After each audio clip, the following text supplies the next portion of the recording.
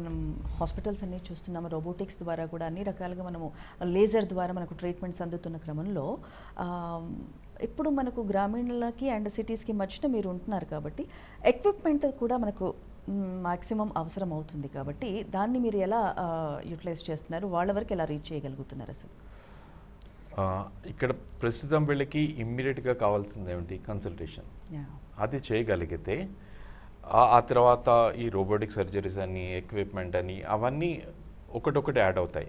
ఇక్కడ ఏంటంటే మాది ఒక సాఫ్ట్వేర్ ప్లాట్ఫామ్. ఈ సాఫ్ట్వేర్ ప్లాట్ఫామ్లో ఏంటంటే గ్రామీణ ప్రాంతాల్లో ఉన్న డాక్టర్స్ అక్కడున్న ప్రజలకి కొంతవరకు వైద్యం చేస్తారు, బేసిక్ ట్రీట్మెంట్ ఇస్తారు. ఆ ట్రీట్మెంట్ ఇచ్చినా సరే ఇంకా ఆ వ్యాధి నయం అవ్వట్లేదు అంటే అప్పుడు స్పెషలిస్ట్ దగ్గరికి పంపించాల్సి వస్తుంది.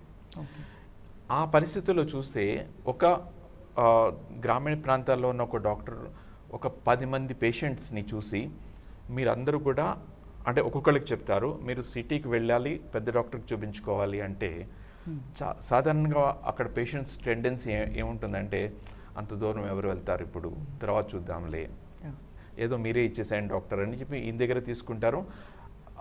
ఆ డాక్టర్ మరీ పట్టుబట్టి నువ్వు అక్కడికే వెళ్ళాలి చాలా నేను ట్రై చేశానంటే కనుక అక్కడే డాక్టర్స్ని మార్చేస్తారు. వాళ్ళు మార్చేసి కొంతకాలం పోయిన తర్వాత నిజంగా వాళ్ళు ఆ స్పెషలిస్ట్ డాక్టర్ దగ్గరికి వెళ్ళాల్సిన సమయం వచ్చినప్పుడు చాలా valuable time is already last. అప్పటికే వ్యాధి ముదిరిపోయి ఉంటుంది. ఇంకా సీనియర్ డాక్టర్స్ దగ్గరికి వచ్చినా సరే వీళ్ళ దగ్గర కూడా అవకాశం తక్కువ ఉంటుంది ఆ ట్రీట్మెంట్ చేయడానికి. సో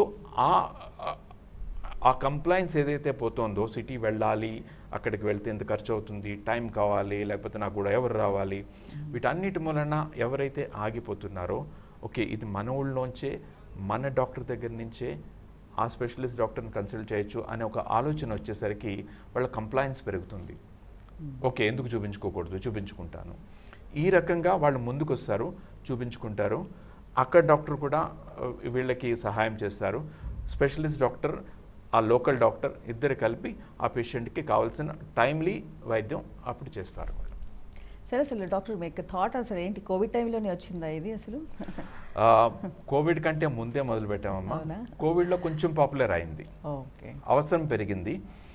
అది ఇప్పుడు అవసరం అలవాటుగా మారింది. మేము ఏ సెంటర్స్లో అయితే చేస్తున్నామో పేషెంట్స్ అడుగుతున్నారు ఒకవేళ డాక్టర్ అంటే ఒక సెంటర్లో మా ఆర్ఎక్స్పర్ట్ సెంటర్స్ ఇప్పుడు తెలంగాణలో ఒక 15 ఉన్నాయి, అంటే డిస్ట్రిక్ట్స్లో అనమాట. అలాగే కర్ణాటకలో ఒక 8 ఉన్నాయి. ఈ 23-24 సెంటర్స్లో మేము అక్కడ లోకల్ డాక్టర్స్కి ఎవరికైతే అక్కడ మంచి రెప్యుటేషన్ ఉందో వాళ్ళని సెలెక్ట్ చేసి వాళ్ళ దగ్గర ఈ ఫెసిలిటీ పెడతామన్నమాట.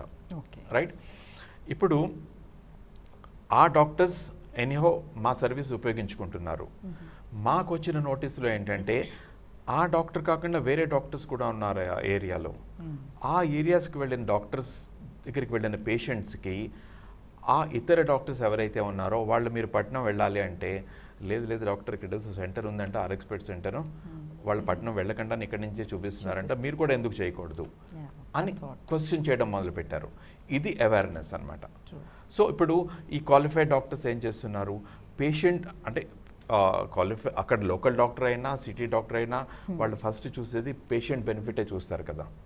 పేషెంట్ బాగుపడితే వాళ్ళు కూడా బాగుపడతారు, అట్లానే పేషెంట్కి నయమైతే మేము కూడా ప్రాస్పర్ అవుతాము. ఈ రకంగా వాళ్ళు ఏం చేస్తున్నారు, వాళ్ళు కూడా ఇంట్రెస్ట్ చూపిస్తున్నారు అనమాట. ఓకే ఇప్పుడు నాది ఒక క్లినిక్, ఒక 10-15 ఇయర్స్ నుంచి ఇక్కడ ప్రాక్టీస్ చేస్తున్నాను. ఓకే ఈ ఆర్ఎక్స్పర్ట్తో ఆ నెట్వర్క్లో జాయిన్ అయితే నా క్లినిక్ ఒక సూపర్ స్పెషాలిటీ క్లినిక్గా పేరు వస్తుంది.